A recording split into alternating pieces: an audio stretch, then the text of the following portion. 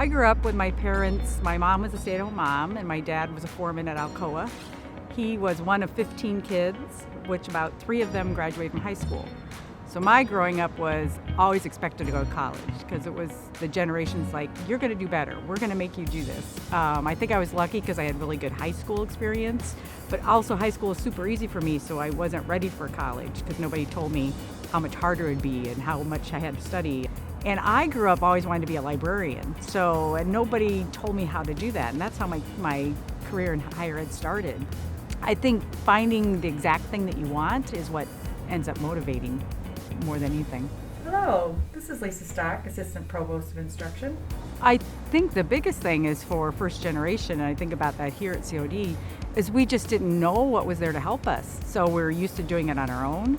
I wished I would have known more about counseling and advising, and I wish I would have known there were groups. And one of the best things I did was become a student worker, and that kind of engaged me and set me up in college more than anything else.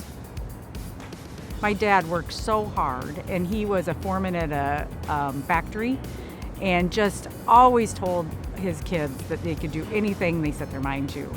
And my dad got to see up through my master's degree, but he never got to see me finish my doctorate. And I think about him right now and what he would think of what I'm doing and, how I'm able to help students and where I've come from where he came from. That's a role model. And to me, he was like the ultimate work ethic and fun. I think part of the way that it's changed generations for us is that our children have all gone to college. They expect to go to college. And I think it just helped pave the way for them to understand that anything's achievable in a different way than my parents were stressing that because they had never been able to. They looked at what we had achieved and they were striving to do the same thing.